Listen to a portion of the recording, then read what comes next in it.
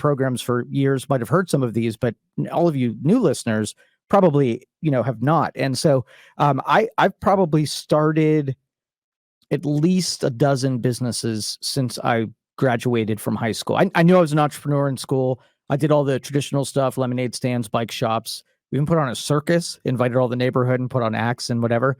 But it always interested me to be able to convert some of my time into some kind of product. So I never had an employee's brain ever. And one of the first steps of engaging with entrepreneurships is you almost have to take your worker brain and you have to put it on the shelf, and you have to develop an entrepreneur brain. And there's a lot of cliches that are built into that that transfer. And so I want to tell you what the difference is. Like, we get super preoccupied with the parity trading of our time for value, right? I go to work, I work an 8-hour day, there's a paycheck at the end, and I trade my time for that paycheck. I know what I'm willing to do. I know what I'm not willing to do. I have these very clear defined boundaries of what I'm willing to invest. Now, when it's your own thing, you can scrap those boundaries. You don't have to go into prevent defense. And you hear a lot of entrepreneurs for the first 2 years of working, they draw $0 out of their company. And as the worker brain kind of explodes, like, so you worked 8 hours a day. No, I work 12 hours a day. You work 5 days a week. Now, I was kind of doing 7 days a week. And you did that for multiple years. And it did not just give you a paycheck. How did you justify showing up every day? Well, the entrepreneur brain has to play a long game, right? They have to be picturing the 3-year or the 4-year and what it's going to end up being, and never lose the hunger. So we're kind of impulsive, right? So we're looking in the next 30 days. Well, the entrepreneur's looking in the next decade. And so they're buying their way to what's going to be in 10 years and keeping themselves self-motivated. That's why I say a lot of times this is a single player game, because you can't share your current struggle with other people's struggle, because number one, they would disagree with you and say, hey, you got to cut that out. I mean, you can't go out with us. You can't go on vacations. You can't do all the fun stuff. Like, what are you doing? I had one of the guys that got in business about a week before I did. And he was talking to an accountant. So I had an accountant that was just a traditional accountant. So they didn't have much experience with entrepreneurs. And they also had an accountant, but they were more geared towards entrepreneurs. Well, my accountant constantly would tell me, you got to make less money. You're paying too much in taxes. You got to make less money. And it never occurred. Like, the goal in my profession was to make more money. And the accountant all saw was the amount I was paying in taxes. Now, my peer, they were saying, hey, this money, you might as well go get a job. And they were trying to convince them to pull out of the whole doing it on their own and go get a job somewhere, because you could make way more money with less hours spent. And he defended against it, and he decided not to take the advice of his accountant. And I defended against mine and decided, so not only will you get the pressures and the stresses of doing out of the box and going off in left field on your own, you're going to get really terrible advice from the people around you that are trying to protect you. They're trying to give you sage advice if you are typical, but they're giving you worker advice. They're giving you traditional thought advice. And that's something you got to break those boundaries down and start, not feeling somehow insulted by the market if it doesn't immediately reward you on your actions in the first 30 days that you do something, right? You got to be able to create metrics that say, my actual success for the first month is to grow the operations, not my bank account. And so if you take every penny that goes in, you look at the end of the day and see what you've built, you might have added 4 customers and it cost you $6,000, right? You got to be able to find a way to say, would I buy customers at $2,000 a piece if I could? Yeah. Like, one of the most valuable parts of business is your customer base, and people sell customer bases for big money all the time.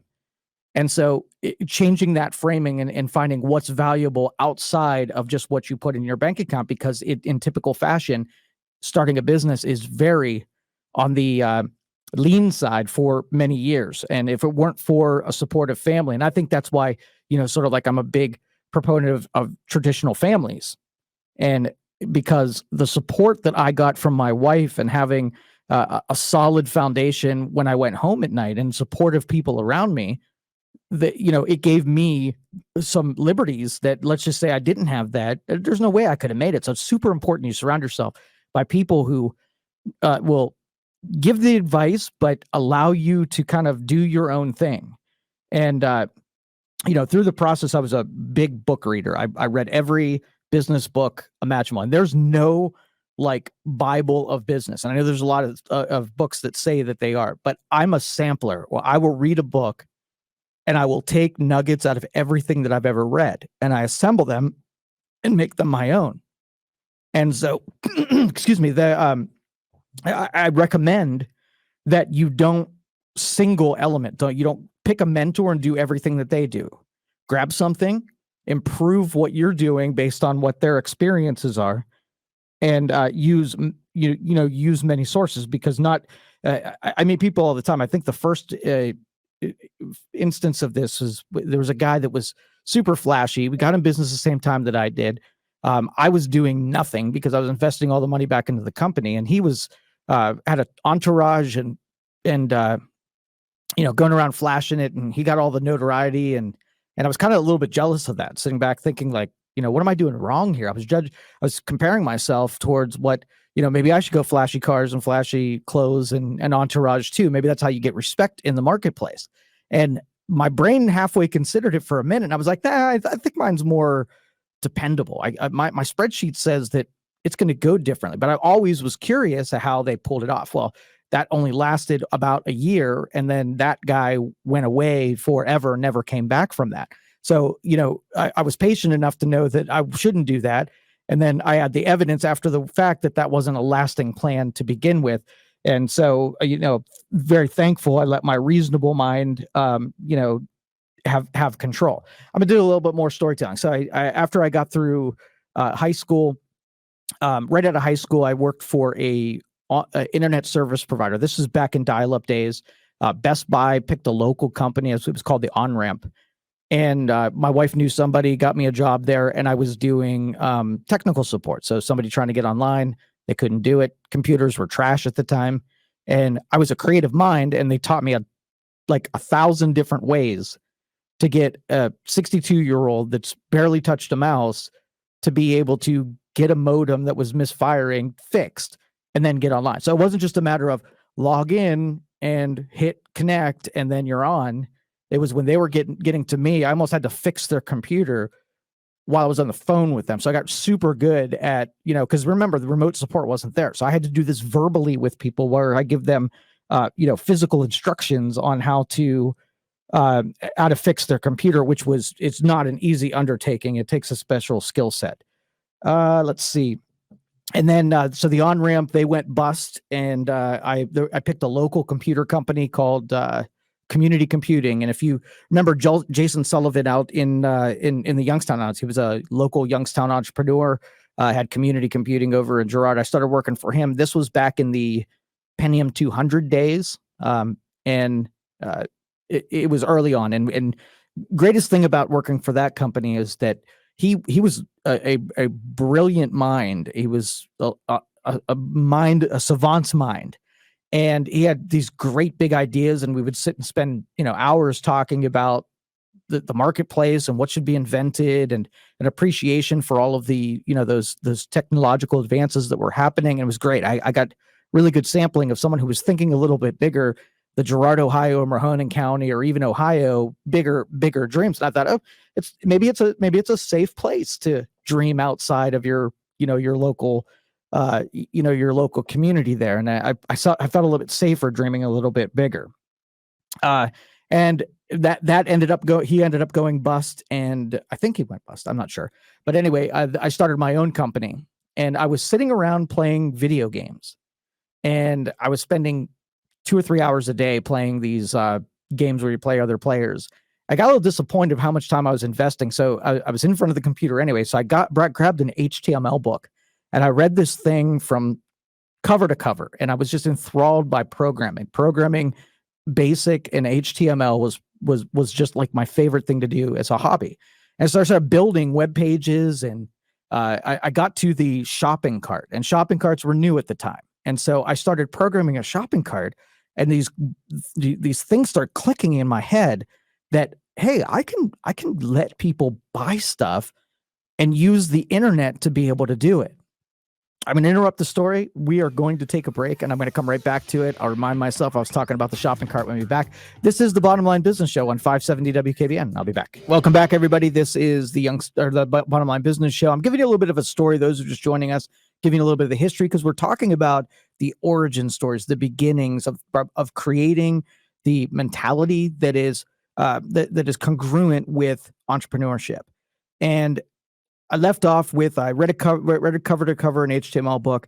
I started getting into understanding how to write a shopping cart, the coding to be able to buy products, make sales, and process credit card transactions or some ACH transactions. This was probably 1998 is where I would probably place this. And so I learned. I wrote this little prototype up, a little shopping cart. And I took my butt down and I started driving around the city of Girard. I stopped at every business down on 422 in Girard. And I said, hey, can I talk to the owner? And I said, would you be interested in taking a couple of products out of your store, letting me try to sell it to the internet, people on the internet, and then I'll help you facilitate the sales, and then you can ship those products out to people who buy them. And I sat there thinking like they were like, whoa, sign me up. Like I didn't get a single person that knew what this even I was talking about. Cause this was like, everybody was on AOL at the time. You only did your shopping through AOL. So what's this Netscape or Internet Explorer thing that you keep referring to? And it was zero demand for what I was selling. It's a hard sell. Right. And so, I started the company. It was called NICN, National Internet Commerce Network. And I continue, even after my first day of not getting anybody to sign up, I still went out I still went back and I continued coding. And I was like, okay, well, let's do this. Let's make this into like a shopping mall where all I'm doing is I'm aggregating other people's products that are selling and linking people. So if they're looking for something specific, I'll just make a little cart and I'll say like, let's just say you go down and get somebody who's selling I don't know, boxes of cereal, bad example, but boxes of cereal, and they're selling them online. And I'm going to say, hey, I'm going to start pushing people to buy through my NICN store, and I'll push them out to your site to make the purchase. Can I get some affiliate commissions on any sales that I send, like pennies, 2 pennies, whatever? And I'll just try to send you a bunch of business. I'll go and market it so that people come to the store, and it's the product I'll put together is maybe in some kind of vein of interest and whatever. And again, I went out to the marketplace. Zero people were interested in what I was selling, but my brain was going, right. And so I got to maybe the 3-month mark and I had made zero sales. I had a working prototype. I had nobody interested in. So I had to decide either I'm going to become an online retailer and I'm just going to buy products and then sell in my own store because I had the infrastructure, or I needed to make some money. I was out of cash flow. And so I got a job in the retail side and I started a company called NICN Computers. And I had like no customers at the time. I was a brand new baby business. So I was working the retail job as part-time, and I was using it to buy inventory for the computer place, buy tools for the computer place, do a little bit of marketing for the computer place, working off of probably a $300 a week budget, was investing everything right into that new company. And I got my first customer. Okay. And most of these were small batch, like really small. And so NICN over the course of maybe 2 or 3 years, no, it had to be less than 2 years because 2000, I did it from 1998 to 2000. So 2 years worth. And I actually grew it up to the point where I was making a little bit of money. I was making enough to be able to retire the retail job and just do the NICN Computers full time. And I was working, an 8-hour day, maybe doing 2 or 3 appointments a day. And then I had a friend who I met through community computing who was also doing computers. I was like, hey, do you have any work that you can't get to? If you ever want to contract me, I'll work on your behalf. I'll wear your logo and whatever. And then I'll just pay you a wholesale rate and you can mark my time up. And he took the bait. He was like, yes. And so his name was Vince. And He gave me probably 80% of my workload came from contracted work with Vince. And then 20% was the stuff that I was still doing internally with the customers that I started to develop. Now, those of you just joining, I'm kind of giving you the primer for the struggle, the moves that I made as I started, orienting myself where I wanted to be. Still no money, reinvesting every penny into the enterprise, constantly trying to conjure up new opportunities, taking long odds shot and doing it with such persistence. Like I was doing things that probably wouldn't work and had a low odds of success, but I was doing it so often that every once in a while one of them would take, and it would take off, and it would work out. And I watched a series of these where it was probably a 10-to-1 ratio. So it was like 90% of the things that I wanted to do or asked to do or tried to do fell flat, and 10% of them actually took root and became something. And it was a stepping stone every step of the way. Now, I've got 2 years invested in this at the point. And I would say at this point, this is still considered the beginning of my career, both in tech and as an entrepreneur, as I'm starting that first company. I did that for 2 years. And then some family things happened. A family member was sexually assaulted, and I helped her for almost an entire year. And I shut the company down while I was taking her through the courts and the trials and all that kind of stuff. And so after that year, I had a blank year from 2000 whatever to 2001. I had to sort of retool and restart, only from a very big negative cash position. When we come back from this break, I'll continue the story. You're listening to the Bottom Line Business Show on 570 WKBN. All right. Welcome back, everybody. This is the Bottom Line Business Show. I am giving you sort of the origin story, a summary origin story of where I came up through some of the, new beginners. They have the timeline. They need a bead on the timeline of how long this takes and what you really have to go through and what the horror stories are like and what the payoffs could be.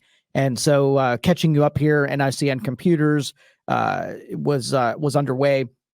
It was doing fairly well. 80% of my time was wholesaled out to a company that really knew what they were doing. They had great marketing. They had great infrastructure, knew the business side. I knew nothing. I just knew how to do the work. I knew how to show up on time. I knew how to leave and go on to the next job. So I was a contractor for a period of time.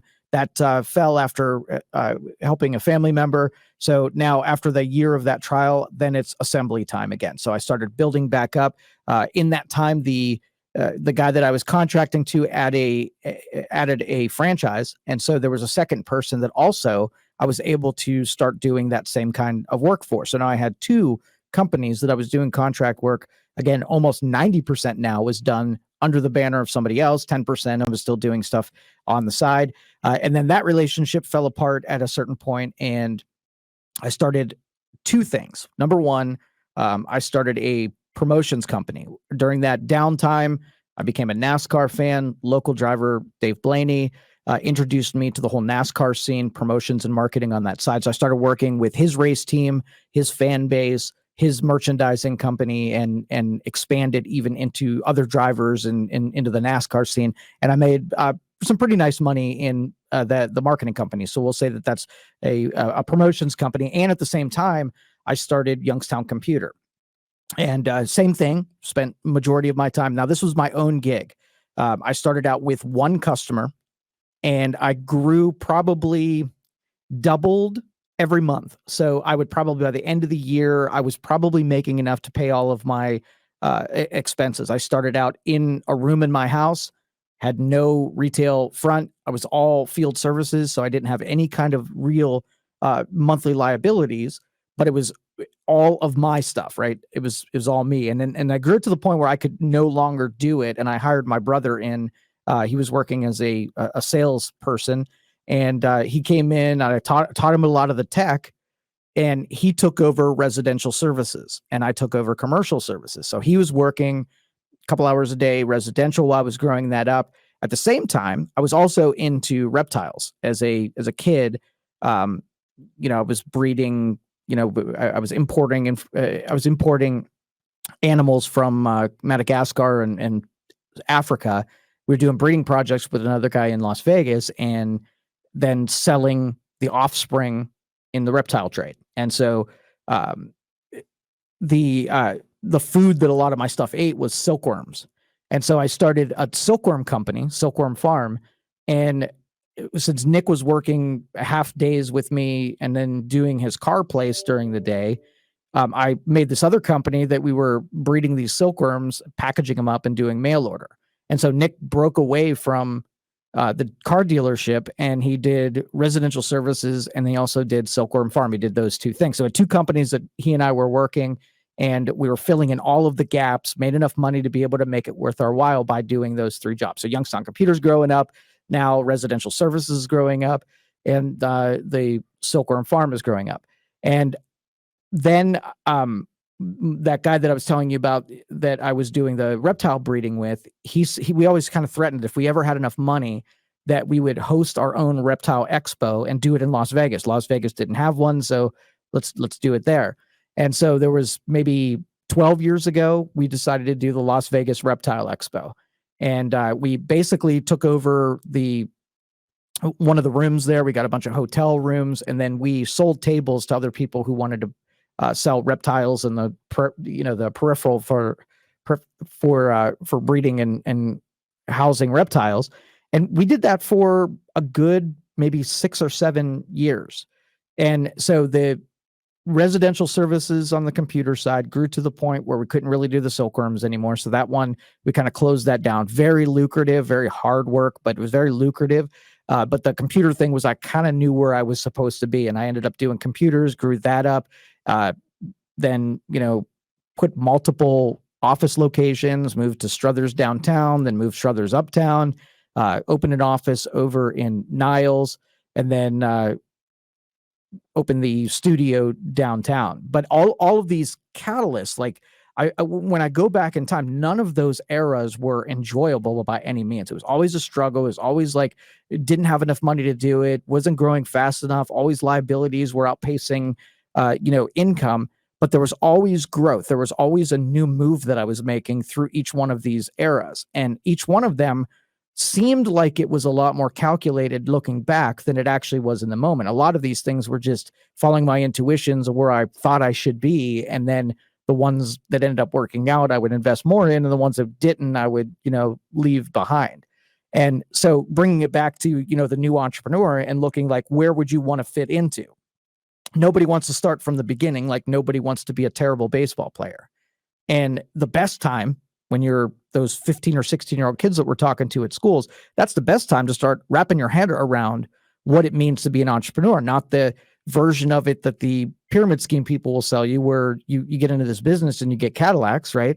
It's more like you get to participate. There's a freedom of failure, and there's also a freedom of success. You make good moves, you reinvest those things just like anything else. You invest in your knowledge, you invest in your company, you can grow to that next level, and that next level is a little bit more difficult than the previous level, and where it's hard to even sometimes measure the successes between those levels because you grew up, but then your struggles got worse, and then you grew up a little bit more and your struggles got a little bit more complicated. So I was like, okay, I got to keep getting smarter.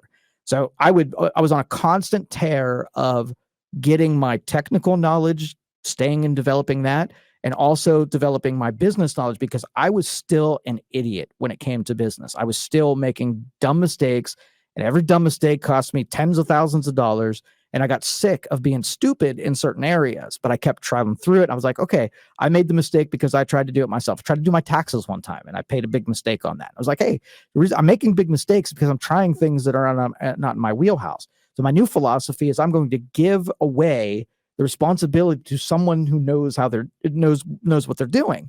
And it seems now that was like, oh, that should occur to you beyond. But you know what spoke first? It was the lack of cash. I figured that if instead of paying $200 to an accountant to do it right, I could save that $200 and reinvest in the company if I tried to do it myself. And I was confident that I could actually do it right. And the evidence was that I couldn't. And so on that point, I was like, no, I'm giving it away to people who know what they're doing.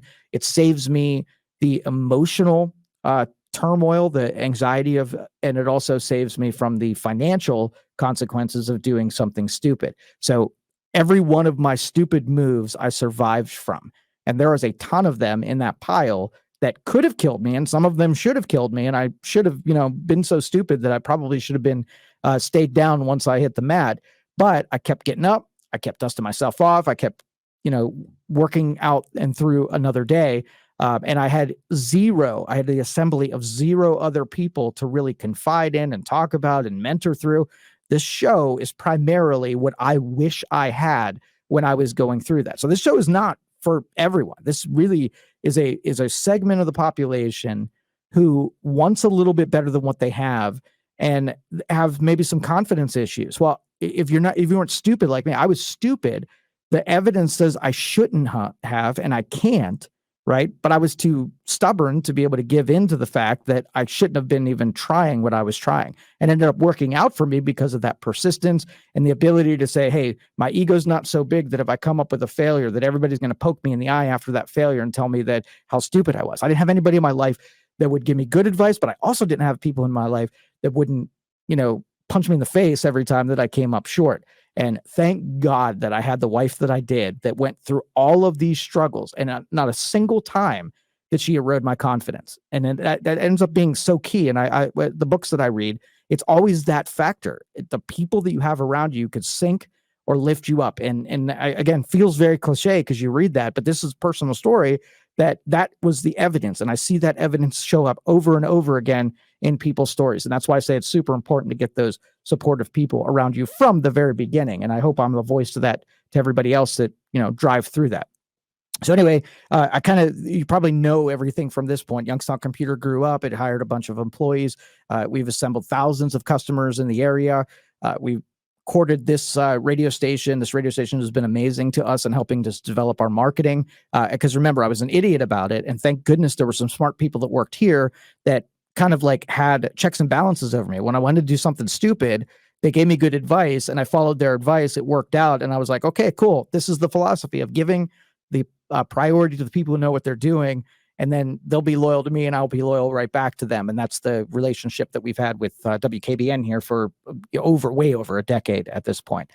So then Youngstown Computer, then we started an investment company. We were making more money than we needed to grow the enterprise. We were kind of limited as how many people we could hire and how many stores we could open. There was a comfort in my management of being able to control what I had. So we started buying interests in other small businesses. We would make these micro investments, maybe $20,000, $30,000 in a startup that needed some funding. And then we'd take an equity interest in these. And then basically where I could take my gaze and help a start-out company to get caught up, to grow, and to not make some of the mistakes that I did. And in return, when those would sell off or those would have profitable years, then I could use the revenue from those streams to fund even more help for more companies. Because that overall philosophy, when it's hard, you want to say, hey, when I get through this, I am going to help somebody who was where I was. And that was when I was a kid. I didn't have people to talk to. When I was starting the business, I didn't have people to share that with. I didn't have what I really wanted, and I want to be there for those people, going forward. And then Youngstown Studio came to fruition. We were telling our story. We were demonstrating what we can do. We were attracting customers just by showing what our brand is and how it's done. And we could do that best by doing storytelling and just doing the demonstrations. You walk you're going through the carnival. And one of the most paid attention to booths at the carnival was the knife salesman guy, right? Because you watch them do stuff that they're like, wow, that's kind of cool. And then you would have never bought knives from just a kiosk that the knives sat there, right? Because knives are not that interesting. And if you want knives, you know where to go to get them. But that knife, that was a special knife. That's one that could cut through a Pepsi can and then go down the side of an onion. That's a special knife. But it took a guy to be able to illustrate that. And I don't even know the knives that you buy at Target, can they cut through an onion in a pop kit? I have no idea. I've never tried it, but because a feature that I didn't even know existed was there. And that guy that took the time to explain it, and I was like, hey, showing things off and demonstrating is the way. If we're in an industry that displays very well, it's exciting when you can show somebody how to do something. And then they're like, wow, when a light bulb comes on, that's a sellable thing. So that's Youngstown Computer and Youngstown Studio became that end product. And then the Youngstown Computer Marketing came after that, where we were going to help other companies do what we did for our own companies, because it absolutely works out. The math is perfect on it. And now we're working with athletes and artists to try to sell their thing. So that's the whole gamut. Like I went through 25 years of different pivots, different companies, different philosophies, different change agents, different failures, and got up to where I am, am today. So I think I've assembled sort of a history that most small businesses that we sit down with are all saying the same thing. All of their challenges are almost 100% uniform, right? There's very few things that I see on a daily basis. So, one thing that this year and the last couple of years that I saw that I've never seen before is where a market shifts drastically, right? Inflation and access to capital and whatever. I'm playing in a different game here where I'm not dealing with where residential services, the demand was always there. When the housing bubble crashed, people just didn't elect to not use their computer. When it's broken, they came to me, we fixed it, and that was it. So we never really saw anything change on the computer side. But now we're in different markets. When somebody needs marketing services and business is slow, they might cut back on their marketing budget, and that affects how things happen. So as costs go up and inflation goes up and labor costs go up, it affects it. I'm like, okay, well, this is a pivot I've never done before. So even to this day, I am learning about new concepts that I have a feeling in 5 years from now, I'll be teaching these same concepts we're learning today to the next generation so that they can orient themselves to be more successful and be able to anticipate and get through tougher times too. And so, but the trends, the things that people mostly need help with are branding and creating a name that's recognizable to the market, and an awareness of what that brand does and where the value is. Because remember, when you get into the entrepreneur's mind, it's not about putting a paycheck in the bank account. It's about putting things of value into the marketplace, how you can take a resource, add some talent to it, have a product that people want, and they have access to it now because you provided it. And so if you're not thinking about how you can improve something in the marketplace and you're not doing it as well as you probably could, if you're emulating and doing it exactly the way that your neighbor is, right, then that's not really improvement on the marketplace. But again, that disconnection between how the typical brain is going to fire and how the entrepreneur brain is going to fire, it can be two completely different things. And just like after when COVID happened, I mean, it was a total disruption in everything from you lost all your customers in a single day. And do you know if you're ever going to get them back? All your workforce is sitting at home. Are they ever going to come back? Your distribution lines, are they ever going to come back? So going through that time, every day was looking down and into your crystal ball and finding out, am I going to be the same on the other side of it? So think about how many hypotheticals the small business person had to go through to figure out what they were going to do when the world normalized back again. And we made a lot of really good choices. Sometimes I think it was just by sheer luck that we went the right direction, but there's a lot of people who made other choices and they're no longer in business anymore. So it's just, again, some of these things are predictable and you can have contingencies for, and some of them are, you're just going to pay the consequences of a market that shifts around you and there's nothing you really can do about it. All right, we'll wrap up this story when we get back from this next break, and then we got the computer show coming up next. You're listening to the Bottom Line Business Show on 570 WKBN. I'll be back. For those of you just joining us, we're talking about some of the history of my enterprises and where I came from, sort of to kind of seed and populate sort of the mentality that you have to generate differently than the normal human brain. You got to really be comfortable in some certain things that could get uncomfortable, at times, especially with unknowns. Like there's a great deal of anxiety that comes with you just don't know what to predict, what's happening next, and things out of your control, like the government decides to do something that affects your business, or the workforce changes, or the culture changes, or there's a war or anything. Those disruptions and having, some kind of what you would do other than, I don't know what I do, I hope that doesn't happen. Because there was a couple elements in my story where I played the stupid game. I can remember one where I drove without car insurance for a period of time and thinking like, I got to drive super safe because I can't afford to make this payment. And, really dumb and very irresponsible. But that wasn't the only time that I pushed the limits on. If it went one way and got away with it, then cool. But man, what happens if that would have happened? I would have been sunk. Like, how did I put all of my future riding on the risk of doing something that was game ending? Game theory is that First rule of game theory is you keep playing the game. You don't make any choice that ends the game. And so long that you don't make all your chips on red type of movement, you get to play another day. You can rise up and overcome something that happened to you. But another one of the struggles that we hear out is that lack of capital and cash flow.